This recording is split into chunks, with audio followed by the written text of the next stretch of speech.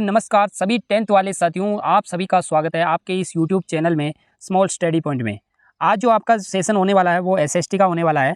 इसके अंदर हमारे कुछ क्वेश्चंस होंगे। हमने कुछ मोस्ट इंपॉर्टेंट 2 चैप्टर से ऐसे क्वेश्चन उठाए हैं जो आपको एग्जाम में देखने को मिलेंगे। आपकी 2 यूनिट 4-4 अंक की यूनिट है, फर्स्ट और सेकंड। इन दोनों से ही जो क्वेश्चन उठाए हैं, जो मोस्ट इंपॉर्टेंट 99% गारंटी जिनकी है वो मैंने लिए हैं। देखते हैं पॉइंट वाइज कैसे क्वेश्चन है।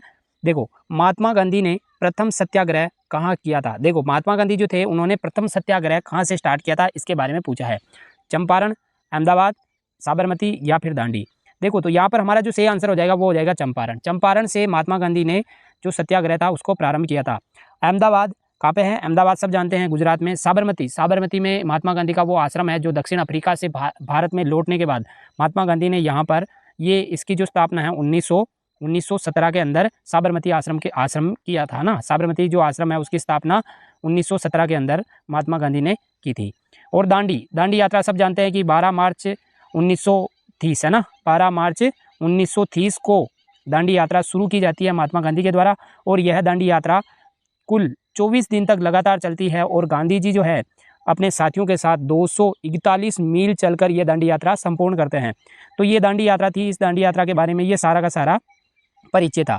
आगे देखते हैं दोस्तों, साइमन कमीशन भारत कब आया था। साइमन कमीशन जो था वो भारत आया था। आपको पता है कि साइमन कमीशन जैसे ही भारत आता है उसके लिए फिर गो बैक के नारे दिए जाते हैं और काले काले झंडे उसको बताया जाता है और उसका विरोध किया जाता है। तो साइमन कमीशन भारत आया था।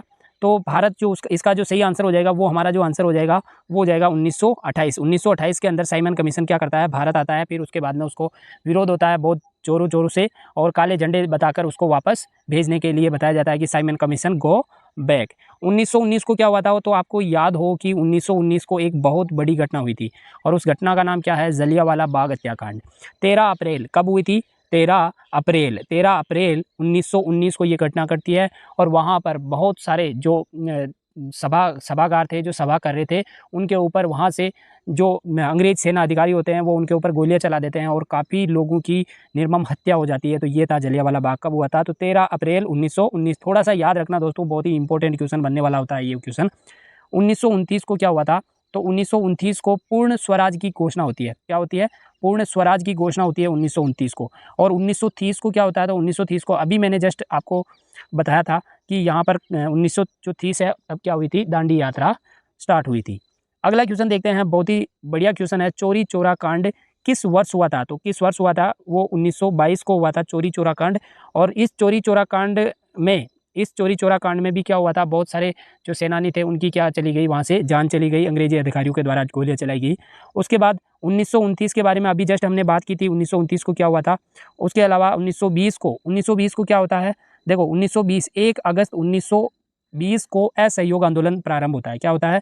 असहयोग आंदोलन। देखो, हमारे देश के अंदर अंग्रेजों का जो शासन था उसके बाद में अंग्रेज लोग क्या करते थे, अपना सामान बेच कर मतलब हमारे ऊपर राज करना चाहते थे। तो गांधी जी को ये चीज़ समझ में आई कि यार इनको भगाने के लिए क्या करना पड़ेगा, इनका सहयोग करना छोड़ना पड़ेगा, इनका सामान लेना छोड़ना पड़ेगा। तो गांधी जी ने एक आंदोलन चलाया, यानी असहयोग आंदोलन। हम इसका किसी प्रकार से सहयोग नहीं करेंगे, इनको कुल मिला के निकालने का एक सही रास्ता चुना उन्होंने। और असहयोग आंदोलन कब चलाया?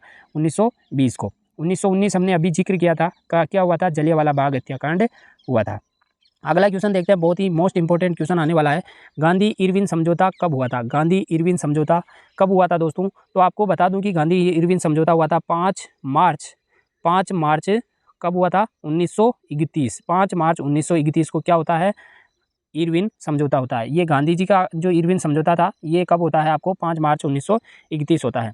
देखो, अगला क्वेश्चन है, अली बंधुओं के नाम बताइए। ये अली बंधु दो व्यक्ति थे, अली बंधु, उनका नाम अक्सर एग्जाम में काफ़ी बार पूछा गया क्वेश्चन है और एग्जाम पॉइंट ऑफ व्यू से बहुत ही इंपॉर्टेंट क्वेश्चन है। तो आपको थोड़ा ध्यान रखना। मोहम्मद अली, देखो मैं यहाँ नहीं लिख पाऊंगा परंतु आपको ध्यान रखना है।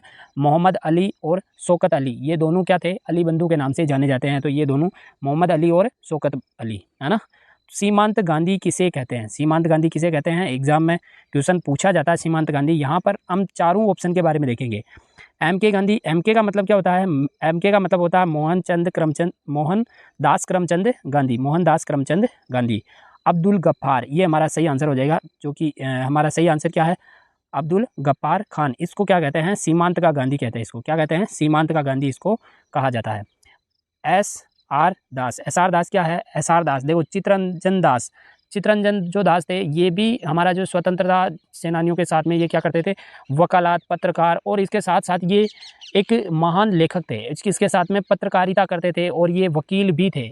ऐसे करके ये बहुत ही ज़्यादा जो हमारा भारत का स्वतंत्रता के लिए जो आंदोलन चल रहे थे उनमें बहुत ही ज़्यादा सहयोग करते थे। कौन? एसआर दास, है ना। इनका फुल फॉर्म अगर पूछ लिया जाए तो चित्तरंजन दास इनका नाम है। जमनालाल बजाज, इनको गांधी जी का 5वां पुत्र माना जाता है ना। गांधी जी का 5वां पुत्र पूछा जाए तो कौन है? जमनालाल बजाज। अगला क्वेश्चन क्या है, मोस्ट इंपॉर्टेंट क्वेश्चन है दोस्तों। देखो आपका जो दूसरा जो यूनिट है उसमें से आपको 3 क्वेश्चन 2 क्वेश्चन ऐसे मिलेंगे जो एक नंबर के, परंतु एक क्वेश्चन ऐसा भी मिलेगा जो 2 नंबर का होगा। तो उन 2 नंबर के जो क्वेश्चन है उनमें से मोस्ट इंपॉर्टेंट क्वेश्चन लगा मुझे, पूना पैक्ट पर टिप्पणी कीजिए। देखो ये क्या है, सितंबर 1932 में पूना में गांधी जी तथा भीमराव अम्बेडकर यानी जो हमारे संविधान रचयिता भीमराव अम्बेडकर और गांधी जी, इनके बीच में एक समझौता हुआ, उसे पूना पैक्ट नाम दिया गया। इसके अनुसार दमित वर्ग हेतु प्रांत केंद्र विद्यार्थी परिषद में स्थान आरक्षण किया गया। देखो पहले क्या होता था कि जो मतलब जो ऐसे वर्ग के जो जैसे भीमराव अम्बेडकर जिन वर्ग से आते थे उनको क्या किया जाता था, इन परिषदों के अंदर उनको स्थान नहीं मिलता था। तो उनके बीच में एक समझौता हुआ, क्योंकि भीमराव अम्बेडकर भी जानी पहचानी हस्ती थी उस टाइम। तो गांधी जी और ये दोनों ही मिलकर कहाँ पर, पूना में बैठकर एक समझौता करते हैं जिसे पूना पैक्ट समझौता नाम दिया गया या फिर पूना पैक्ट कहा गया। ठीक है ना। तो ये थोड़ा सा अच्छा क्वेश्चन है, तो थोड़ा ध्यान रखना, एग्जाम में पूछा जा सकता है, थोड़ा सा पढ़ के जाना। अगला क्वेश्चन देखते हैं, बहुत ही इंपॉर्टेंट क्वेश्चन। बारदोली किसान आंदोलन कब और किसके नेतृत्व में हुआ? सरदार वल्लभ भाई पटेल के नेतृत्व में 1928 को हुआ। कब हुआ था? 1928 को। और यही एक तारीख वो है कब हुआ, इसमें एक अब कौन आया था? साइमन कमीशन, या भी थोड़ी देर पहले करवाया था। साइमन कमीशन भी 1928 को ही आता है। ठीक है ना। तो ध्यान रखना, थोड़ा सा इंपॉर्टेंट क्वेश्चन है। अब वो क्वेश्चन मैं आपको बताता हूँ जो एग्जाम पॉइंट ऑफ व्यू से इंपॉर्टेंट है, जिनका मैं आंसर यहाँ पर आपको नहीं बता पाऊंगा क्योंकि उनका थोड़ा बड़ा आंसर है, तो आपको ध्यान रखना है। और 4 नंबर का क्वेश्चन इन क्वेश्चन में से पूछा जा सकता है। आप बहुत ही ज़्यादा गारंटी के साथ कह रहा हूँ, ये मोस्ट इंपॉर्टेंट क्वेश्चन है, थोड़ा ध्यान रखना। पहला क्वेश्चन है जर्मनी का एकीकरण के बारे में लिखना है, थोड़ा सा पढ़ के जाइएगा, बहुत इंपॉर्टेंट क्वेश्चन है। रूमानीवाद से आप क्या समझते हैं, समझाइए। रूमानीवाद, इसके बारे में पूरा थोड़ा सा डिटेल से पढ़ना, क्योंकि दोस्तों आपको 4 नंबर का क्वेश्चन पूछा जाता है तो डेफिनेटली इसके अंदर थोड़ा सा ज़्यादा लिखना पड़ता है। इटली के विकास का योगदान लिखिए। इटली का जो विकास है उसके बारे में क्या क्या चीज़ों का, कौन कौन इसके लिए विकास के लिए योगदान दिया था, इनके बारे में आपको लिखना है। तो आशा करता हूँ कि ये सारे क्वेश्चन आपको समझ में आए होंगे। और ये अगर सारे क्वेश्चन आपको समझ में आए हैं तो दोस्तों अपने उन दोस्तों के साथ शेयर कीजिए जिनकी तैयारी अभी कमज़ोर है। मैंने पीछे वाले जो हिंदी का आपका एग्जाम हुआ था उसमें भी कुछ वीडियो दिया था। एक वीडियो तो ऐसा दिया था मैंने 6 मिनट का वीडियो, जिसमें 10 क्वेश्चन में से आपको 3 क्वेश्चन देखने को एग्जाम में मिले थे। तो आपको मैं गारंटी देता हूं कि अगर आप सही तरीके से मेहनत करते हैं तो आपकी मेहनत रंग लाएगी और आपको सफलता जरूर मिलेगी। ठीक है दोस्तों, मिलते हैं नेक्स्ट वीडियो में। अगले वीडियो में मिलेंगे जिनमें भी मोस्ट इंपॉर्टेंट क्वेश्चनों के साथ मिलेंगे। तो आप चैनल को सब्सक्राइब कर लीजिए और बेल आइकन ऑल कर दीजिए, ताकि 10 मिनट के इन क्वेश्चंस को आप छोड़ ना सको और आपकी तैयारी से अच्छे नंबर आ सके। ठीक है, मिलते हैं नेक्स्ट वीडियो में। धन्यवाद। जय हिंद, जय भारत।